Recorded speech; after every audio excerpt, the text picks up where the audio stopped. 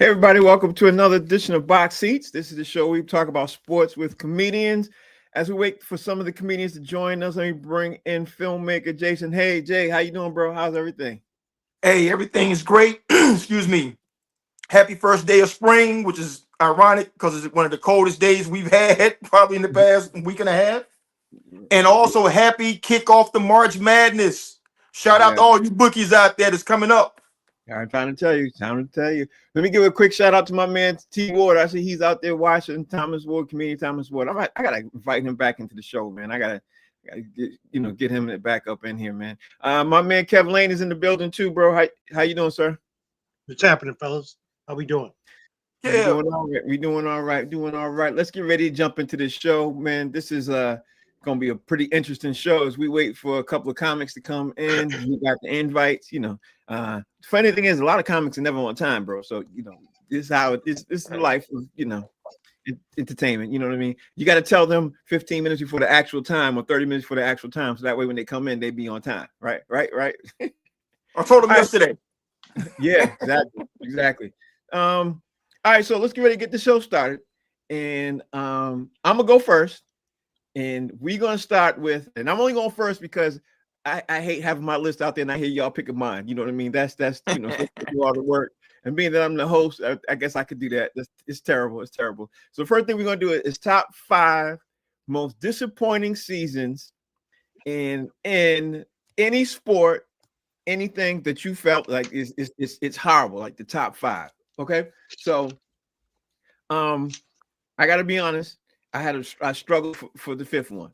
So the fifth one, I'm gonna give it a pass to. I'm gonna, it was just so much. I came up with 4 with no problem. The fifth one, I struggled.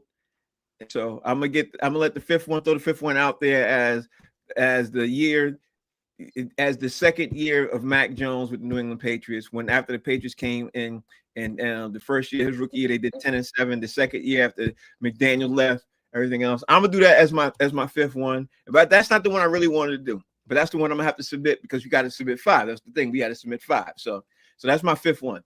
My fourth one is going to be the 2017-2018 New England Patriots season when they went to the Super Bowl. Tom Brady threw for 523 yards and they lost to the Philadelphia Eagles. That was very disappointing for me because at that time, that's probably one of the only Super Bowls I wasn't worried about them losing. Because if you all remember, Nick Foles started. You know what I mean? The QB, was really coming off the bench for the Eagles. I was like, man, the Patriots are not going to lose to a backup. I wasn't even sweating that. And they lost to a backup after they threw 500-something yards. So there you go. That was my number 4. My number 3 is the 2002, 2009, 2010 Boston Celtics because they had just won the year before and they went back to the finals and they were getting ready to play the Lakers in the finals. And I thought there was a shoo-in for them to win. And they would have won, if you ask me. They would have won. But Kendrick Perkins got hurt with the last 3 minutes left to go. Game 6. They lost that game. And they eventually lost game 7. And they lost the finals to that. They could have won back-to-back that year. I thought that was a shoot-in for them to go back-to-back. So there's that. Then for me, number 2 was 2003 Boston Red Sox, because at that time they had not won a World Series. They literally get into a game 7 in the ALCS. And I gotta say, which I'm gonna say it later, we got a couple things later.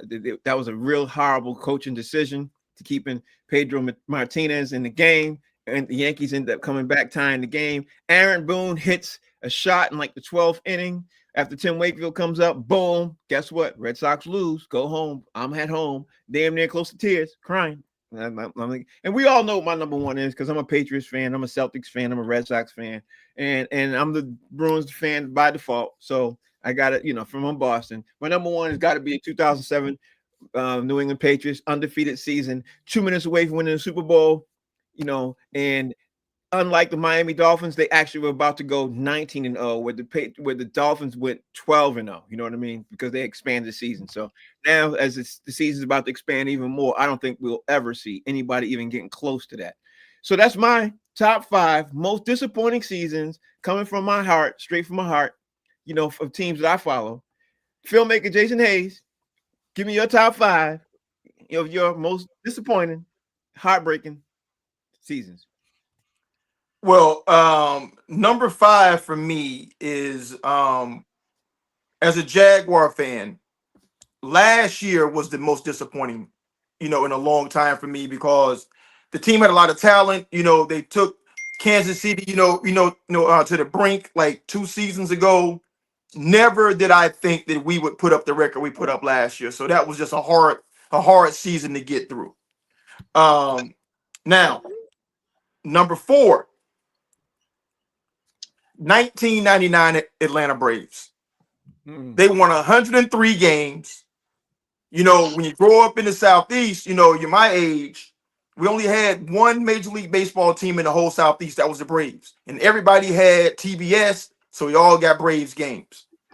So for them to win 103 games, best in the majors, and get swept by the Yankees in the World Series, that was the biggest waste of a season I've ever had to endure ever as a sports fan. Number 3, 1996 Florida State Seminole football team. We were down, came back and beat the University of Florida on the road in Florida. Then we undefeated going into that championship game. We get Florida again.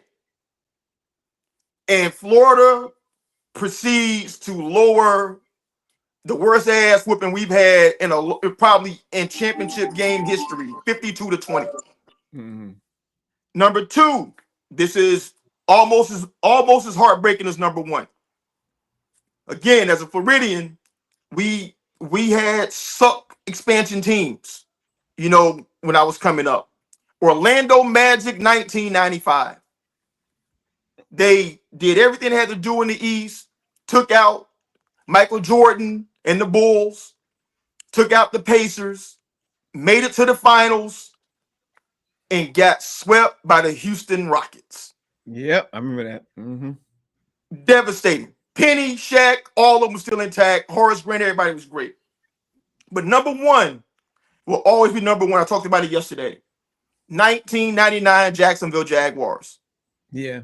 They lost 3 games all season, and they lost all 3 games to the Tennessee Titans with Steve McNair and the Stewie Griffin-looking dude, Eddie George.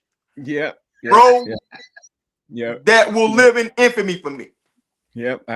I like your top 5. Let me give a shout out to comedian Spanky Hayes who joined the show. Spank, man. How you doing, sir? What's up, man? You breaking up? It's just kind of choppy, but yeah. Okay. Well, can you hear me? I can hear you now. Okay. Spank, I'm gonna let you go.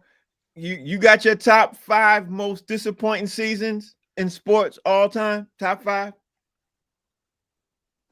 You sound like a Tesla robot. Okay, I'm a. It might be your connection, Spank.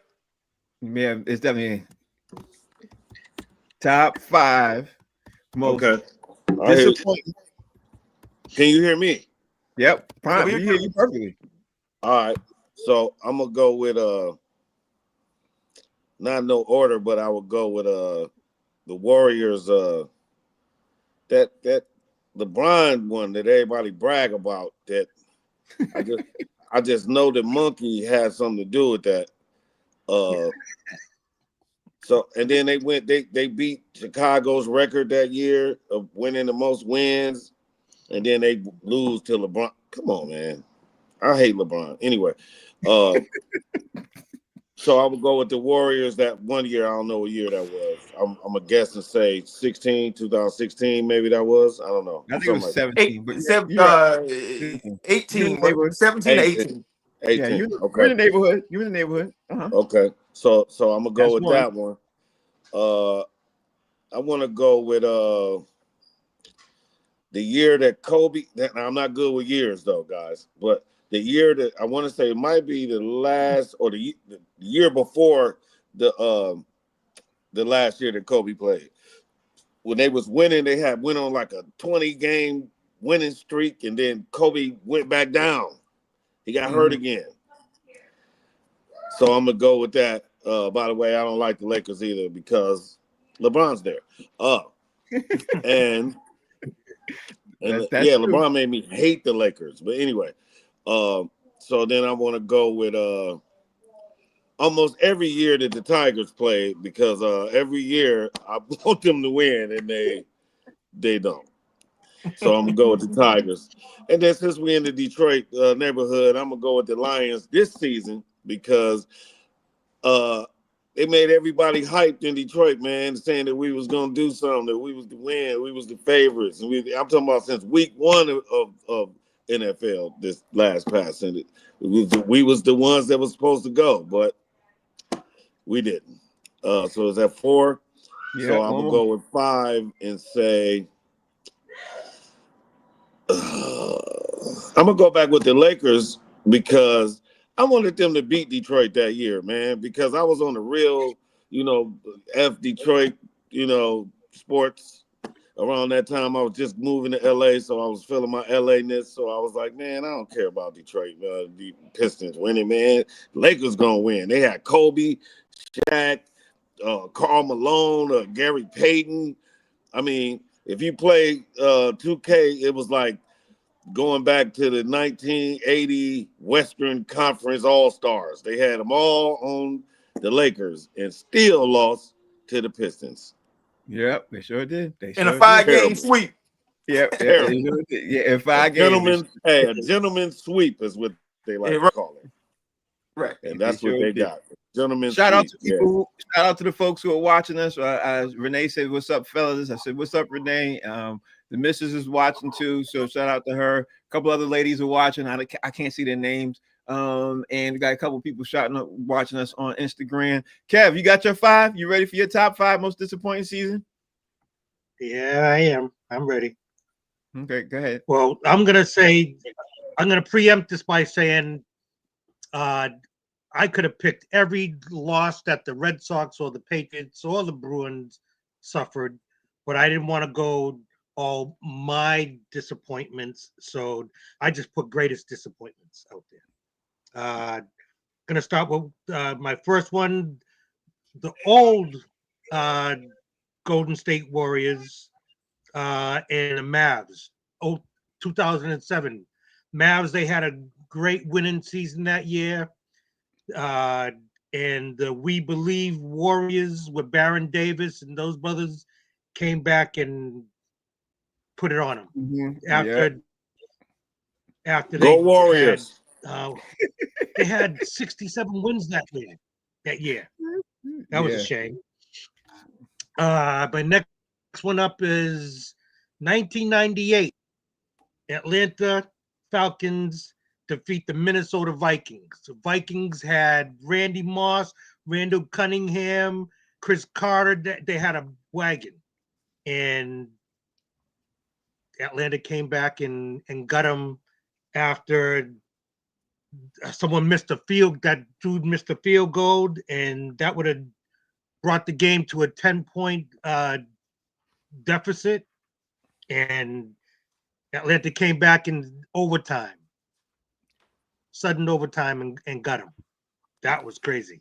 I don't even think people that were they weren't fans of Minnesota, but that was just a bomb squad, and they gave it up. Randy Cunningham.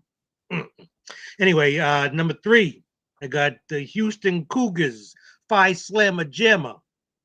That year that they were supposed to win, and then they had the miracle season or the miracle game from Joe Valvano. When they won, and he got all on the court and he ran around and went crazy. That was I forgot about that. That's a good one. Yeah. NC State. Yep. NC State. Then Spank mentioned it a little while ago. I think it was the 2014, 2015 Warriors, or whenever they had that 73-win series.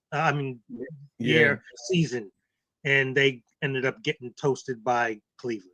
Crazy. Did they have Kevin Durant on that team at that time? I don't think they did. No, they really got him after that because they won 73 games. After that. Yeah. Right. They won 73 games, went up 3-1 in the finals, and lost. That's right. They knew them by themselves enough to beat that man.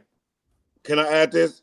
They didn't go get him. He was a free agency. Not only did they go get him, the whole team and their wives and kids showed up to Kevin Durant's house and made him sign. Right. Go ahead, Kev. Right. Go He was ahead, at Kevin. OKC. He was happy They had a at key point, OKC, and they. Huh? I said they had a key party. Oh, Oh yeah, they had the kid party. This before Kevin Durant had nappy hair too. Let's add that. Go ahead, Kev. I'm sorry. that's all right. It's all good. Yeah, so that was disappointing because I wasn't even a Golden State fan, and me and Frank would go back and forth about Steph Curry and everything. But I was just happy for the little guy to be up there and almost win it. But too bad. And then to my team, number one spot was the Patriots had an undefeated season. Yeah, that hurts. And they lost to the Giants. Jay, we don't need no extra effects, Jay. We don't need no extra effects, Jay. We don't need none of that. None of that. Yeah, I'm none of that. sorry, man. Yeah, I'm none still of that. disappointed. I'm still hurt. Yeah, I am too. I think I'll go to my grave remembering that season. I think I will. All right, so now it's time for because we did the most disappointing seasons. I think we should roll that into the 5 worst coaching and championship games all time. I think we should do that because it only makes sense because one kind of leads to the next one. You know what I mean? That's the way I look at it. One kind of leads to the next. And since I started the last one, I'm gonna start the next one. So number 5 for me is manager John McNamara for the Boston Red Sox. Right? He has Game 6 in hand. Red Sox are 1 out away from winning the World Series. And, everybody's like, you know what? You need to put Bill Buckner down. He's a liability. He's injured. Take him off the first base. You know what I mean? And, of course, we all know what happens. He leaves him in. Bill Buckner, the ball goes in, slides through my man's leg, Bill Buckner's legs. Red Sox, forget about 1 out away. They lost Game 6 and then turned around, lost Game 7, and lost the World Series. They 1 out away from winning the World Series. Let's not forget about that. That was number 5 for me. Number 4 for me. If y'all remember this, Rick Pitino was the coach of Kansas at the time, decides not to put a person on Grant Hill on the inbounds pass with 2.1 seconds left to go in the game. Kentucky. Did I say Kansas? I meant Kentucky. Yeah. Kentucky. Grant Hill does what? He throws a bomb. He wasn't guarded. He throws a bomb. Christian Laettner catches it, turns around, and hits a game winner. And at that time, what was that? That was the East Regional Final NCAA tournament game. One of the worst coaching decisions ever in college. Well, there's more, but that's definitely in the top 5. But that's for me. That's my number 4. My number 3, Grady Little decides to come in. He's the manager for the Boston Red Sox. The Red Sox are literally, they're winning the game. They're winning the game. 7 ALCS. They said, you know what? We're running out of pitchers. Let's bring Pedro back in. Okay, Pedro's in. And you know what? Let's leave Pedro because he's giving up hit after hit after hit. Just leave him out. Pedro's literally, he does the kiss up and sign. He's like, he thinks he's going to sit on the bench. No, Pedro, you need to come back out here. What does Pedro do? He gives up the time run. Bam. The Yankees tie the game. And bam, what happens? He brings Tim Wakefield. Tim Wakefield ends up giving the next hit. Boom. The Yankees win ALCS 7 in New York Stadium in New York. And the rest is history. Red Sox lose that game. That's number 3 for me. Number 2 for me, Pete Carroll. Pete Carroll, we all know what happened. Pete Carroll is a great NFL coach. He has the Seattle Seahawks doing their thing. The Seattle Seahawks get to the Super Bowl. He literally has Marshawn Lynch with the ball. Marshawn Lynch takes the first down. They get down to the 1 yard line.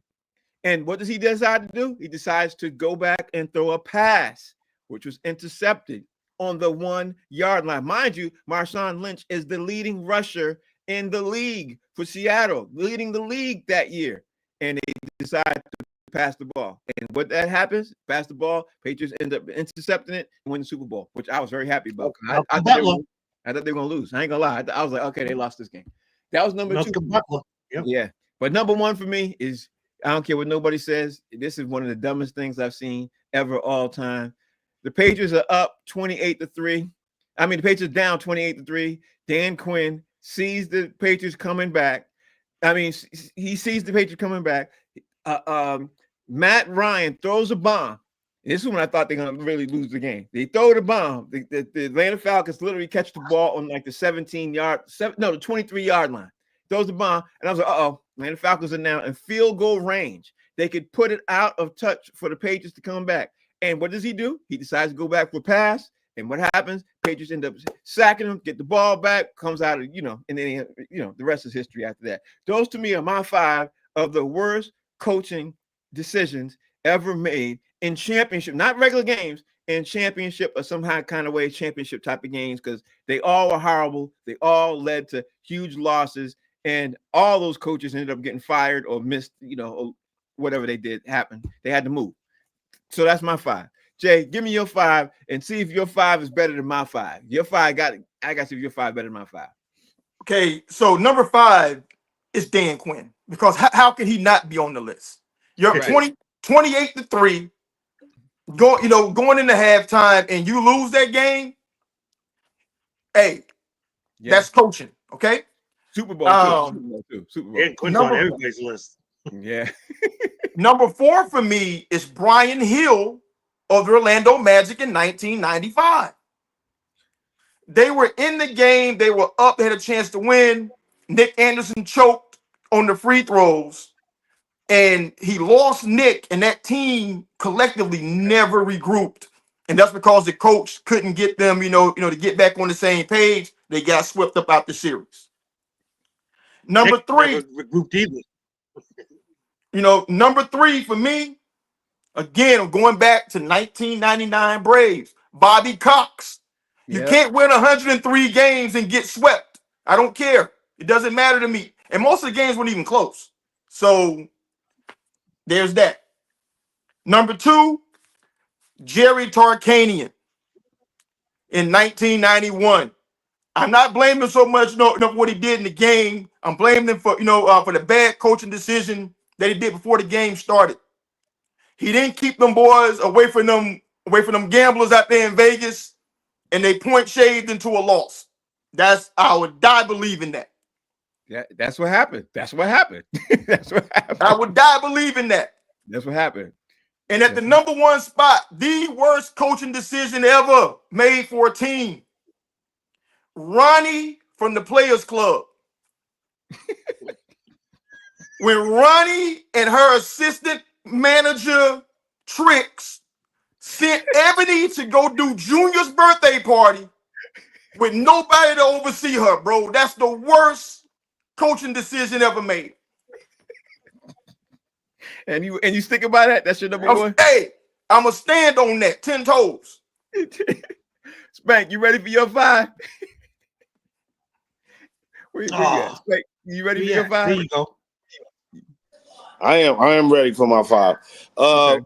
I'm gonna side with y'all brothers and say I don't know the coach's name, so I might not know none of the coach's name, but I can tell you the incident. For one, I'm gonna go with the 5-5 coach, because who in the hell didn't tell Chris Webber that they ain't had no timeouts? Steve Fisher. That's Steve Fisher. That's Steve Fisher. Yep, there you go. That didn't make them fabulous at all.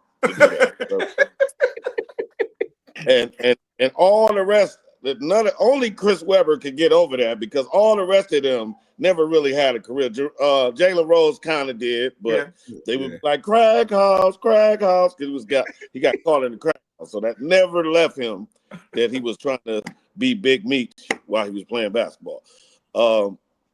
I must say, now this one might not be a championship game, but I would say whoever the coach was when Kobe Bryant first came in the league and didn't let him play for 3 seasons is the stupidest coach ever.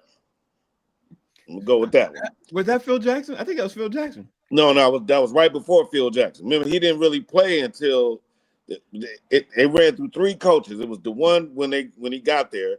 Then there was another one that started playing him, and then they got Phil Jackson. Okay. Go ahead. Keep going. Okay, so the 5-5. Okay, so this is back in the day. I remember this messed up my whole household, man, when I was a little kid. And I don't remember the coach's name, but I remember when Isaiah passed it to Boston. I mean, Boston, I think Detroit had just got 1 point over them, and they just finally started leading the game. It was Larry Bird stole the ball. Right. Larry Bird stole the ball game 6. Yeah. Game 6. And gave it to the freckle face dude. And Dennis Johnson. Yeah. Right. Dennis Johnson. Yep. Yep. Right. Okay. Yeah. So I'm gonna get that. So that's what, 3? That's 3. 4, I'm gonna side with y'all and say that the Falcons and the Patriots, man, because I just remember being at a party and everybody was like, "Oh, the Patriots gonna lose! Oh, that's crazy!" And I'm thinking the whole time I would hate for Atlanta to win because imagine the parade in Atlanta. Jesus Christ! They were celebrating already. Yeah, Oh you're my right. God, it would have celebrating, been yeah. some shims, a whole bunch of shims walking down the street. But so I was so thankful that Tom Brady came back to take that from them because I didn't want to see no parade in Atlanta. I just didn't want to do it. I didn't want to see that. I don't want to see that. I don't want to see that. The worst. And then I'm gonna say this probably for my 5 is the last championship that my precious Golden State Warriors beat the Boston Celtics, and they played with so much arrogance, Boston Celtics, because they were so bigger than the Warriors, and the Warriors just came and ran through them. Y'all even let Jordan Poole, who was probably the worst backup ever for Stephen Curry ever in history, to get a half-court shot. Y'all let Jordan Poole get a half-court shot. Man, come on, Boston. Yeah, Ime Udoka, he should have been shot that series because he should have let And Derek that's the White. dude that was cheating. That was the guy that was cheating too. Yeah, That's why he yeah. let that happen, because he was worried about cheating and how he was gonna get caught cheating. So he wasn't even tripping. Oh man, Golden State beat the hell out of y'all that year. I was so proud of them, man.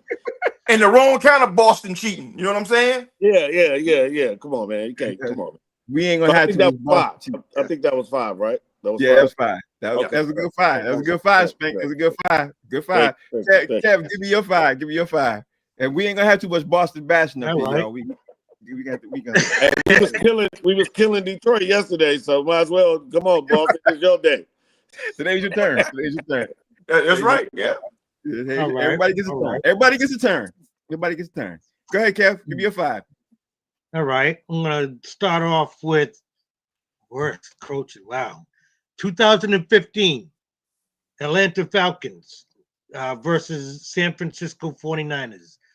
Atlanta was down 13-17, and ATL they intercepted Blaine Gabbert. Atlanta marches down the field, and with just over 3 minutes left, Dan Quinn decided to kick a field goal instead of trying to go for it when there wasn't anything else that was going to help them to win.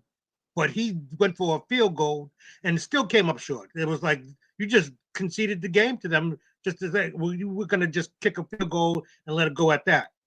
That was just straight dumb. It was like, anyway. I don't even remember that. But go You ahead. don't remember? Oh, wow. He conceded the game basically, and had a chance to win. The 2011 game, Arizona Cardinals against the Cowboys. Jason Garrett, the coach, iced his own kicker.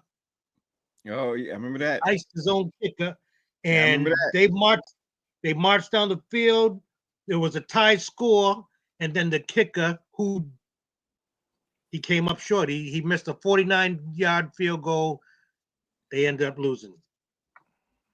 That was Okay. horrible. 2011. What number is this? 3? It's 3. Yes. Oh no, I'm sorry. I already said that. I'm sorry. 2000. I forgot. I'm sorry. I forgot what year it was. But you said it, Frank. The Malcolm Butler interception against Russell Wilson on the goal line. Yep. And they'd been handing it to Marshawn Lynch all game, and then they decided to go with the pass for that last one. And Yeah. Malcolm Butler got the pick. Number 4, or number 2, Brett Favre. He could have ran for 5, or he could have just, threw it down, and they could have went and kicked the field goal, but they lost against Minnesota Vikings. They lost against who was it? I can't even remember who they lost, but they lost at the last second when it was a And wasn't that 28 to Detroit? 28 game. Wasn't that Detroit? Yeah, there you go. Yeah. And Brett Favre, he tried to throw it and he got intercepted. And game over. And the number one spot, I wasn't putting my Patriots or anybody up there, sorry. But it was called the Miracle at the Meadowlands game when Herm Edwards recovered the fumble from what's his name? The QB Pasavic or Pasurgic or whatever, Pasagic. And that was 1978. And picked up the fumble and ran it in. Herm Edwards played to win the game. And he got that last little freaking fumble and they won. Disappointing. Okay. All right. Now it's time for the next five. The next five is if it's five, let's see, you got the five worst in coaching and your greatest rivals you like to watch and why. And I'm going to put up, here's my greatest rivals right now. It's the Los Angeles Lakers because I love to see the Lakers play the Celtics for all the things I've been a diehard Celtics fan. I love seeing the Lakers play the Celtics. Win or lose, I love the series. Obviously, I like it if they win because it's the Lakers. So that's one of my greatest rivals I love to watch. I love to watch the Lakers play. And then I love to watch the Lakers play other people because I'm always rooting against other people against the Lakers. I want the Lakers to always lose. So I always watch Lakers games. I always watch Celtics games. The Lakers number one for me. The LA Dodgers, same thing for me. And in the last couple of years, I've been really enjoying the Dodgers getting so close and winning, and losing. So I really enjoyed that. So needless to say, I didn't like the Dodgers when they end up eventually winning the World Series. Because honestly, they should have won the last 3 World Series with the way they stacked. You know what I mean? They stack. Then they get Shohei Ohtani, and then they finally win. So the Dodgers, shout out to the Dodgers for that. So that's them. And then we got my beloved, or no, that's not the right word, my hated New York Knicks. I hate the New York Knicks. I hate everything about the New York Knicks. Everything the New York Knicks is all about. Because I got so many people around me who are New York Knicks fans. They try to let me have it when the Celtics play the Knicks. So every time I see the Knicks lose, I absolutely love it. Absolutely love it. Especially on Facebook. I'm going at people on Facebook when they be tweeting me game winners. And this year, especially Maurice Smith, who I don't even know where he's been. He's working. But, he's a huge Knicks fan, and he was telling me so much the Knicks traded for Karl-Anthony Towns. They've got to do this and do that and do this. Yeah, the Knicks are a lot worse now than they were this time last year. So, boo. And lastly, for me, it's got to be the Yankees because I hate the Yankees. Yankees 100% hate the Yankees. And I'm sorry, Jay, that you from New York. Sorry, bro, but I hate the Yankees. And the Yankees should have won the last 3 or 4 World Series, too, the way they stack. Like, they stack, like super stack. Like, you look at their roster, they have the best player per position in all of baseball and have had it like that for the last at least 4 or 5 seasons. And they haven't even won a World Series. Have they won a World Series? I don't even remember the last time they won a World Series. I can't remember. But it wasn't in the last 5 years. So that's the rivals I like to watch. And that's my list. So with that being said, I know, Jay, you got something to say with that, Jay. So hit me off. What's your list look like? I mean, I really don't have but like one rival. You know what I'm saying? And it's all college football related. I'm a Florida State fan, die hard. Been there since Prime and since Prime was there. So there's only one. I mean, I don't like Miami. You know what I'm saying? But I don't mind checking them out. I mean, I don't hate them like that. But the one team that I do hate, and to put it in perspective, the only thing that's fitting is what DMX said about Drake. Remember, when DMX told Charlamagne the God, he said, he asked him, "Do you like Drake?" DMX said, "I don't like what he talks about. I don't like his face. I don't like the way he walks. Like nothing. I don't like his haircut." Right?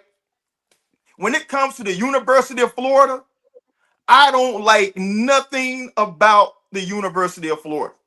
You know what I'm saying? Like I don't like their colors. I don't like their students.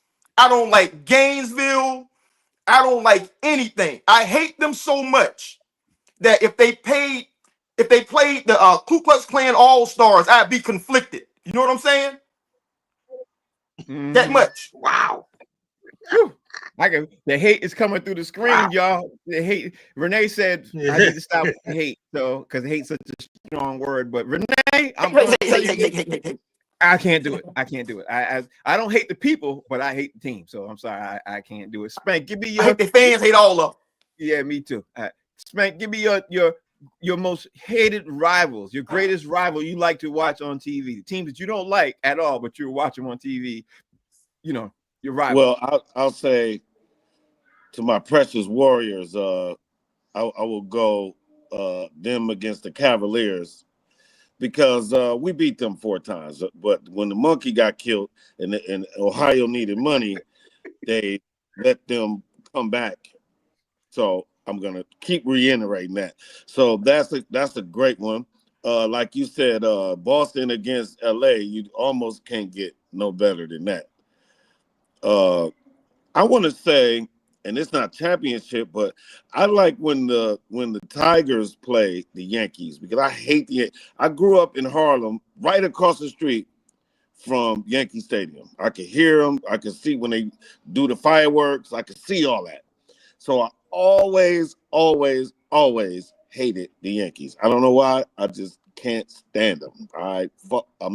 F them. Okay, I don't like them. I don't like the Knicks at all.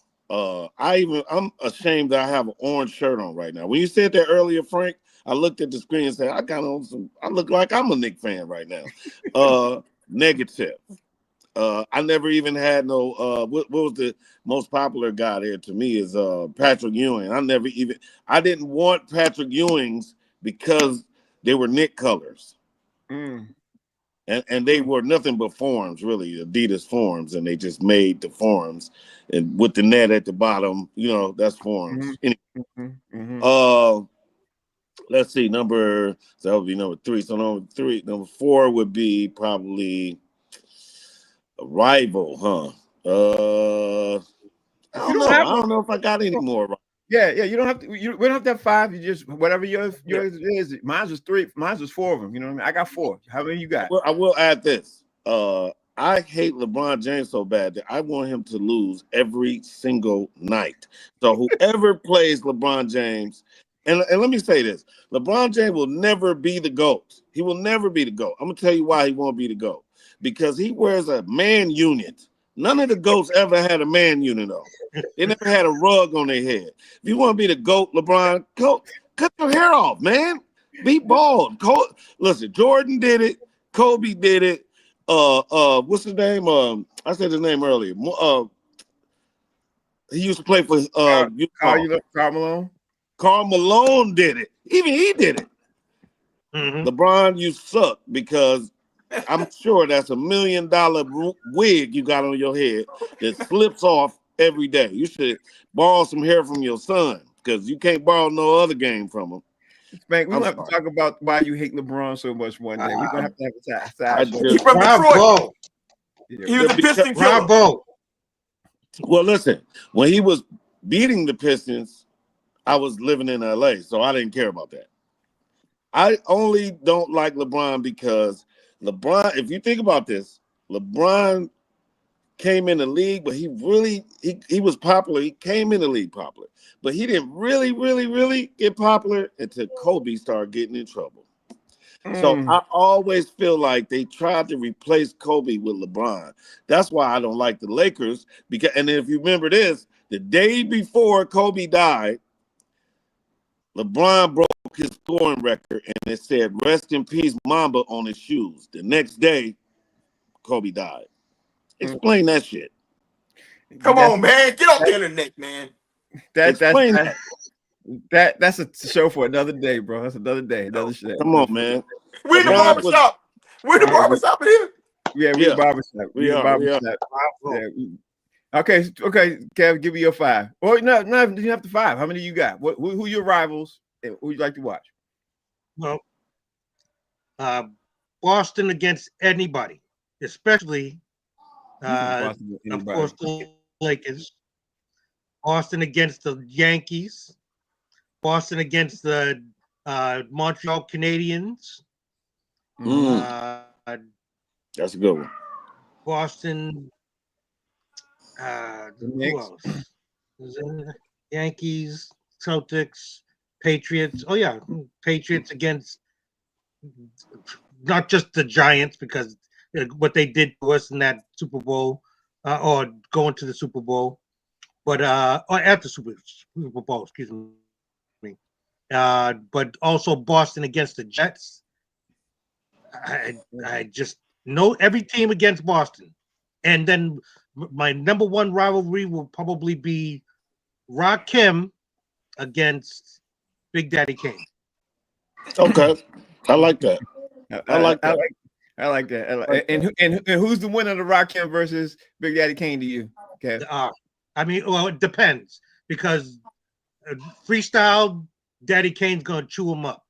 But overall, and just lyrics and thought provoking, I can't dismiss my man Rakim. I don't know how we throwing other things in here besides sports, but I'm gonna give it to you and I'm gonna give it to Jason, because both of y'all was cracking me up with this. Y'all are hilarious. All right, so now the next category we got is the top 5 players, right? Top 5 players who would be a problem, and I mean problem, if they played in today's sports. Top 5. You know what I mean? Like who you think would be doing work, especially in today's game. Okay. So for me, number 5 is Shaquille O'Neal. Shaq would be doing work if he was in the league today. Like, you can't tell me nothing. And especially with not the way they call him fouls now, he probably hurt. He probably wouldn't get as many free throws, but Shaq would be doing a monstrous job in the league today. Like all those ticky-tack fouls, he'd be living at the line. That's number 5 for me. Number 4 for me would be Barry Sanders, because now you can't tackle the way you want to. You know how they instituting that thing where you can't grab people and pull them down. And Barry Sanders, that's all how they were tackling him, because they couldn't catch him. So when they caught him, they would hang on him and then pull him down. So he would be doing work today. If Barry Sanders was playing right now today, if he was coming in, Barry Sanders would be leading the league doing work. Like, that's number 4 for me. Number 3, Babe Ruth. Babe Ruth is one of the best hitters of all time baseball.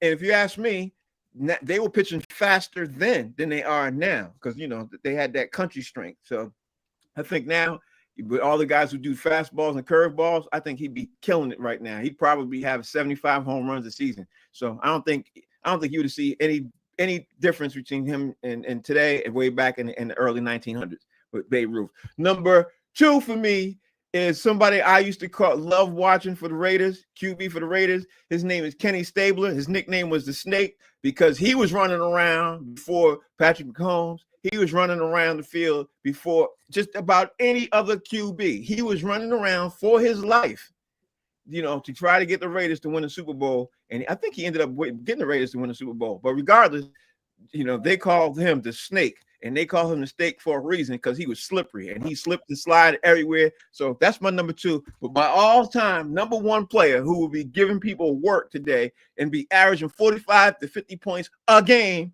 a season, is none other than my GOAT, Michael Jordan.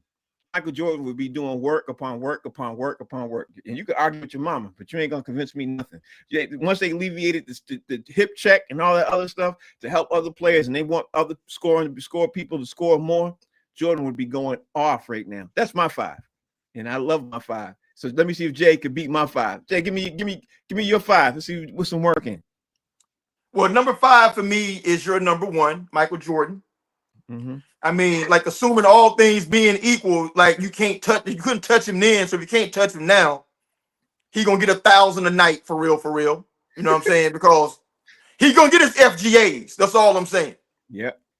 He gonna put his shots up, right? Yeah. Number 4 for me, is Kevin Garnett. Kevin Garnett is 6'11". He can handle. He could shoot from distance. He would be a nightmare right now, because he was great at defending the paint. He was versatile, quick. Man, Kevin Garnett right now would be a $500 million player. Yeah. Number 3 for me is Randall Cunningham.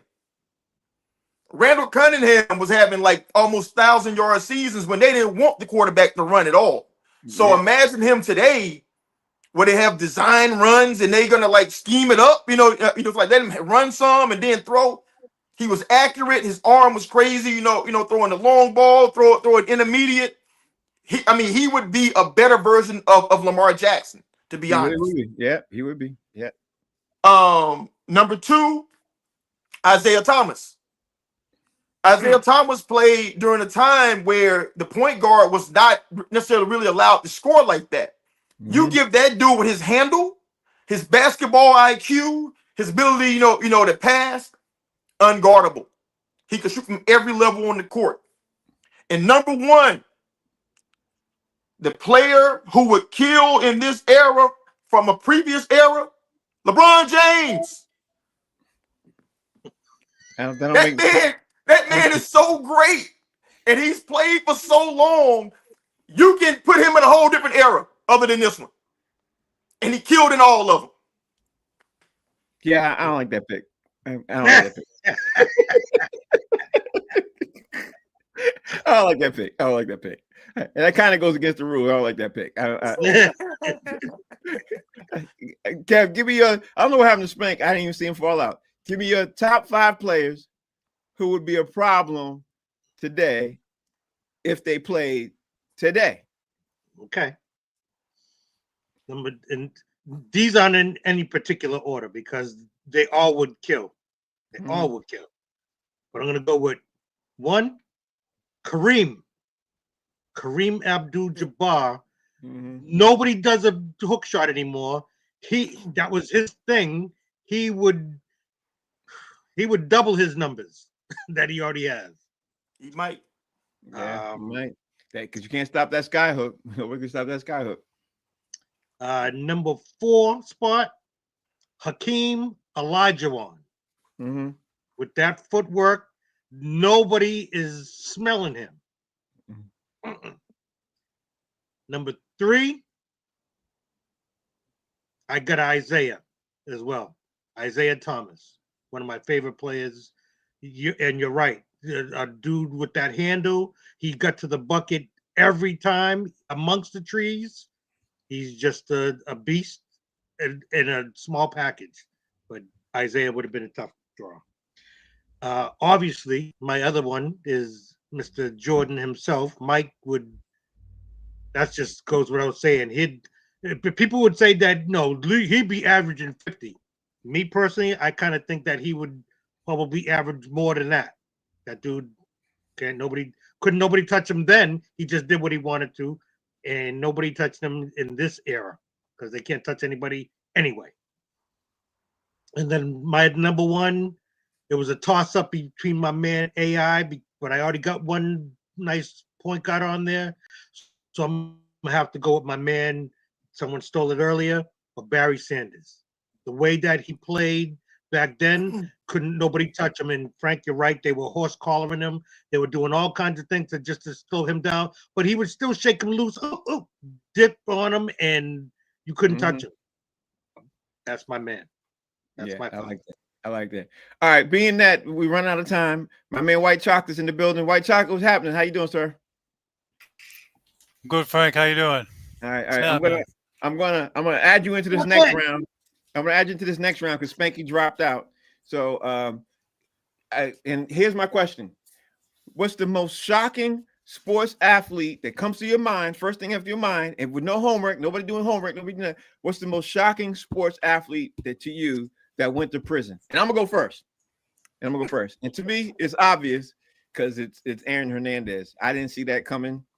I didn't see that. And honestly, I gotta just say this: when he got arrested, I was still hoping and praying that maybe it was some kind of misidentification. It was something to do with maybe nobody saw it, maybe wrong place, wrong time. Maybe he was going to be. I was still hoping and praying because I knew that time that dude was a beast on the field. You know what I mean? I remember seeing him play in college, and him and he was number 1 option before Gronkowski. So I was like, man, we have the best tight end tandem in the league.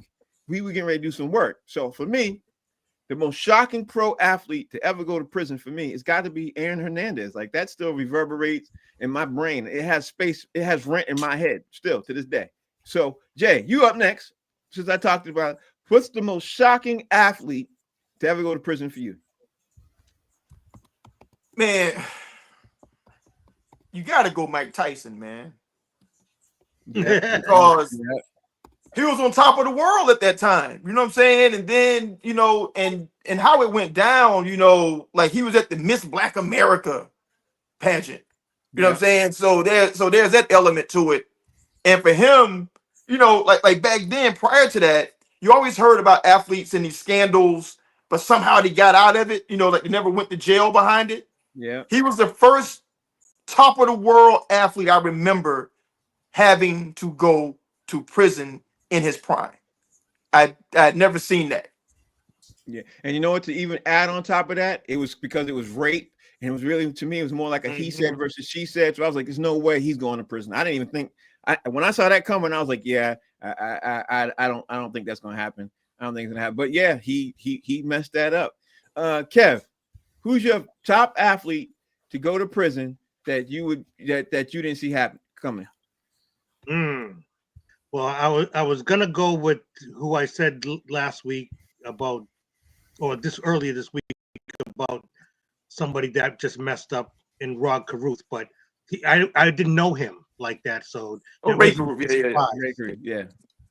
But the surprise one would be Glenn Big Baby Davis.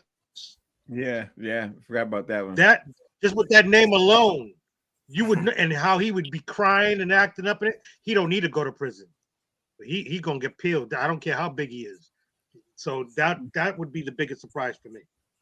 Okay. White Chocolate, you in the building. So what is the biggest surprise athlete you saw to ever go to prison that still shocks you to this day? Well, I had two, and Kev stole one of them, Ray Caruth, because nobody could see him killing his girlfriend or whatever, and their baby. It's definitely a shockwaves. And one, I'm not 100% sure about this, but I would say, and I don't know if he went to prison or not, but I would say Cassius Clay, Muhammad Ali at the time, because he would not serve in the military or whatever. Yeah, but you know, I gotta say about Cassius Clay at the time that wasn't that big of a shocker because people were saying he was going to go to prison because of that. It was coming. Spanky Hayes is back, y'all. Spanky, your top athlete who you think is going to prison, who shocked you, I should say. The question is, which athlete shocked you that they went to prison that you didn't see coming? Like, what was the athlete you said, you know what, he ain't going to prison, and we already had something to come up. Hey, be quiet. Because we had Mike Tyson already said. When I think of prison, that's unfortunately the first person I think of is Mike Tyson. But I want to see if well, I will say this. They was acting like they wanted to take Kobe Bryant to jail after that incident. When he showed up with the white mink on and all the jewelry. I've never seen Kobe look like a Negro before. Yeah. If she had 17 different sperms in her drawers, hell, he would have went to prison. Yeah. Right. He would have. He would have. Yeah. So unfortunately, I would say Mike Tyson, but it hurts my heart to see Floyd Mayweather go to jail. He ain't went to prison, but you know, he's so flimsy that a night in jail is probably like wayside to him. You know what I mean? Like Rikers Island to him. You know what I mean? So I don't know. I would stay with Mike Tyson though.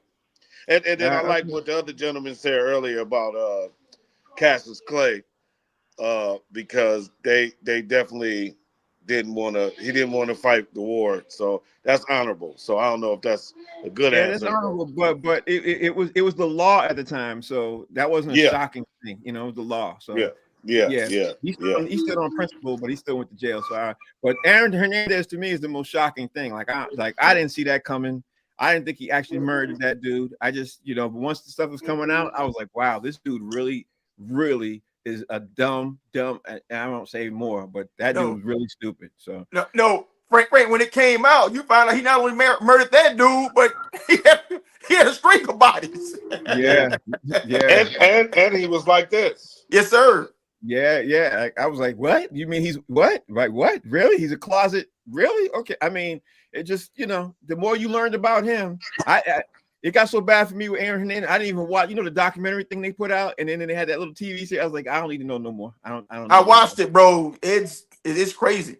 Yeah, that's why I was like, I didn't even want to watch. What's even crazier is how they played Cam Newton in that. Like they just played him like a thief, like he just stole stuff, and they didn't even really show him play. They just were like, he's going to jail because he stole the computer and he stole that and he stole this.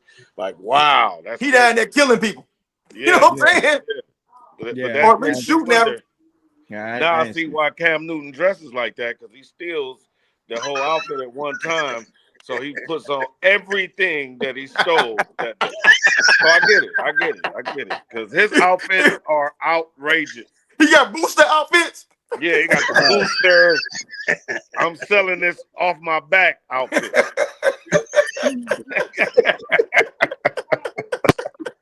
Yeah, quite peculiar dressing, I would He say. do be wearing everything though. Everything. And then have some flip flops on. Like, come on, man. What are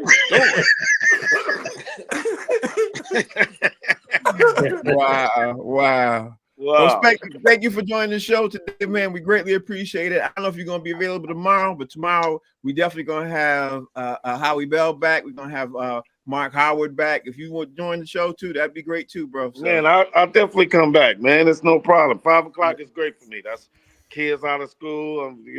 That's the perfect time for me, man. Perfect time. We appreciate it. Tell everybody out there how they can follow you, bro. And unless you don't want them to. Here we go with that.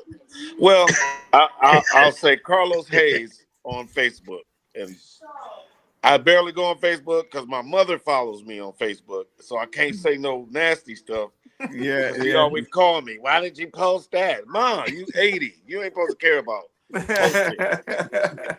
are you on Facebook? Come on. Why you even got me on Facebook? Anyway, but and then Spanky Hayes _. On IG. Thanks, Spank. I appreciate you. Filmmaker Jason Hayes, man. Tell everybody out there how they can follow you, bro. Follow me right here at JD Hayes on the Black Man Site fan base. There, see, I love that where he always promotes fan base. Fan base is growing, y'all. Y'all need to sign up. I'm on it every day. Love it. I love fan base. Is that Isaac Hayes' son? Yeah. Yep. I heard. Listen, can I just say something real quick? When I was a little kid, Isaac Hayes came to my family reunion with a chain shirt on. I'm talking about his whole shirt was chains. Wow. I said, this dude, he do the good dope. That's all I could think of. Yeah, but that's cool. I'm gonna have to join that. I'm gonna have to join that. Oh, got jump order. It's really good too. I like it. Kev, how everybody can follow you? Right here on Human Mill Box Seats, baby. There it is. And White Chocolate. Want to tell everybody out there how they can follow you too? Follow Frank and I on Facebook, Boston Straight Shooters, and on YouTube, and here on Box Seats as a special guest. Yeah. Hey, come here, Cole. Behind the scenes. Thank you all for watching the show. The show's called Box Seats. We'll be back tomorrow at 5 o'clock. Thank you all again. We're supposed to repeat broadcast on Human Mill. Subscribe to us on YouTube. Thank y'all. We'll see y'all tomorrow.